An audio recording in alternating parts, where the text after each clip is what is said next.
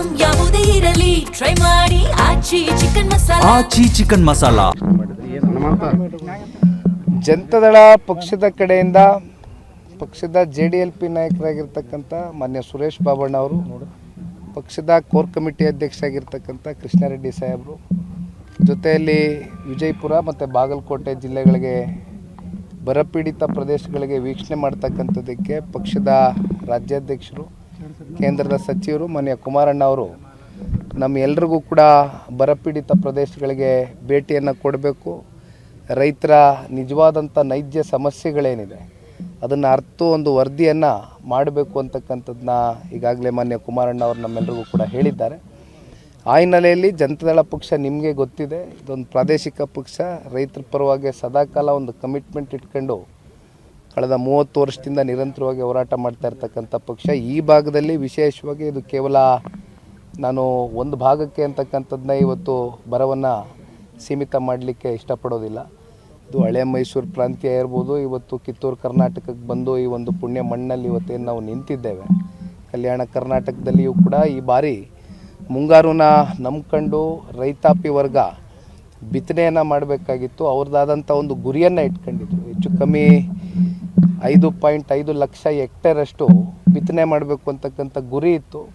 ಆದರೆ ಇಲ್ಲಿವರೆಗೂ 1.3 ಲಕ್ಷ ಹೆಕ್ಟೇರಷ್ಟು ಮಾತ್ರ ಬಿತ್ತನೆ ಮಾಡೋಕ್ಕಾಗಿದೆ. ಅದರಲ್ಲೂ ಬಿತ್ತನೆ ಮಾಡಿರ್ತಕ್ಕಂಥ ಕೆಲವೊಂದಷ್ಟು ರೈತಾಪಿ ವರ್ಗ ಮುಂಗಾರು ಈ ಸಲ ನಮ್ಮ ಕೈ ಹಿಡಿಯುತ್ತೆ, ಮಳೆ ಬರುತ್ತೆ, ಹೇಗೋ ನಮಗೆ ಬಿತ್ತನೆ ಮಾಡಿದಂಥ ಇಲ್ಲಿ ತೊಗರಿ ಇರ್ಬೋದು ಅಥವಾ ಜೋಳ, ಮೆಕ್ಕೆಜೋಳ ಇರ್ಬೋದು, ಹತ್ತಿ ಇರ್ಬೋದು, ಈ ರೀತಿ ಅನೇಕ ಕೃಷಿ ಚಟುವಟಿಕೆಗಳಲ್ಲಿ ರೈತರು ನಿರಂತರವಾಗಿ ಏನೋ ಈ ಕೃಷಿ ತಾಯಿಯನ್ನು, ಭೂಮಿಯನ್ನು ನಂಬ್ಕೊಂಡು ಬದುಕು ಕಟ್ಕೊಂಡಿದ್ದಾರೆ. ಅಂಥವ್ರಿಗೆ ಈ ಬಾರಿ ಸಂಕಷ್ಟದ ದಿನಗಳು ತೀವ್ರವಾಗಿ ಎದುರಾಗಿದೆ.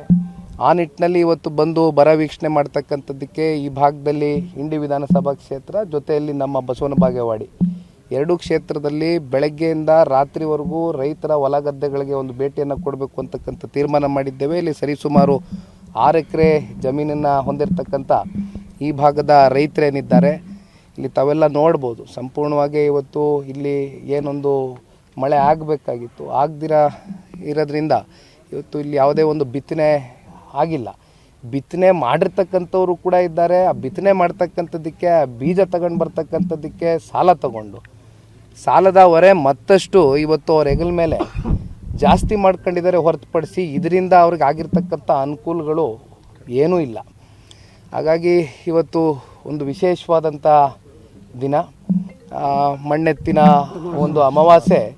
ಕಲ್ಯಾಣ ಕರ್ನಾಟಕ ಮತ್ತು ಕಿತ್ತೂರು ಕರ್ನಾಟಕ ಭಾಗದಲ್ಲಿ ಇವತ್ತು ಎತ್ತುಗಳು ವರ್ಷ ಇಡೀ ನಮಗೆ ದುಡಿಯುತ್ತೆ, ರೈತರಿಗೋಸ್ಕರ ದುಡಿತವೆ. ಇದು ಕೇವಲ ಒಂದು ಪ್ರಾಣಿಗಳಾಗಿ ಅಷ್ಟೇ ಅಲ್ಲ, ದೈವ ಸ್ವರೂಪದ ಎತ್ತುಗಳಿಗೆ ಇವತ್ತು ಕುಂಕುಮ, ಅರಿಶಿನ ಇವೆಲ್ಲವೂ ಕೂಡ ಪಾರಂಪರಿಕವಾಗಿ ರೈತರು ಈ ಭಾಗದಲ್ಲಿ ಪೂಜೆಯನ್ನು ಮಾಡ್ಕೊಂಡು ವರ್ಷಕ್ಕೆ ಈ ಒಂದು ದಿನ ವಿಶೇಷವಾದಂಥ ಒಂದು ಪೂಜೆ ಸಲ್ಲಿಸಬೇಕು ನಮ್ಮ ಎತ್ತುಗಳಿಗೆ ಅಂತಕ್ಕಂಥದ್ದು. ರೈತರ ಜೊತೆಲಿ ಇವತ್ತು ನಾನು ಕೂಡ ನನ್ನ ಪುಣ್ಯ ಇವತ್ತು ಇಂಥ ಒಂದು ದಿನ ಬಂದು ಇಲ್ಲಿ ರೈತರ ಜೊತೆ ಭಾಗಿಯಾಗಿ ಎತ್ತುಗಳಿಗೆ ಪೂಜೆ ಸಲ್ಲಿಸಿರ್ತಕ್ಕಂಥದ್ದು ಬಹುಶಃ ನನ್ನ ಜೀವನದಲ್ಲಿ ನಾನು ಮರೀಲಿಕ್ಕಾಗದೇ ಇರತಕ್ಕಂಥ ಒಂದು ವಿಶೇಷವಾದಂಥ ದಿನ ಅಂತ ಭಾವಿಸಿದ್ದೇನೆ. ಇಂಥ ದಿನ ಇವತ್ತು ಇಲ್ಲಿ ಬಂದು ನಿಂತಾಗ ಎಲ್ಲೋ ಒಂದು ಕಡೆ ರೈತರಿಗೆ ಏನೊಂದು ಈ ಸಂಕಷ್ಟ ಎದುರಾಗಿದೆ, ಈ ಒಂದು ನೋವನ್ನು ಎದುರು ನೋಡ್ತಾ ಇರ್ತಕ್ಕಂಥ ರೈತರಿಗೆ ಅವ್ರ ಸಂಕಷ್ಟವನ್ನು ಧಾವಿಸ್ತಕ್ಕಂಥದ್ದಕ್ಕೆ ಸರ್ಕಾರ ಮುಂದಾಗಬೇಕು. ಯಾಕೆಂದರೆ ರೈತರು ಹಲವಾರು ವಿಚಾರಗಳನ್ನ ಇಲ್ಲೇ ಮನವಿ ಪತ್ರ ಕೈಯಲ್ಲೇ ಇಟ್ಕೊಂಡಿದ್ದೇನೆ.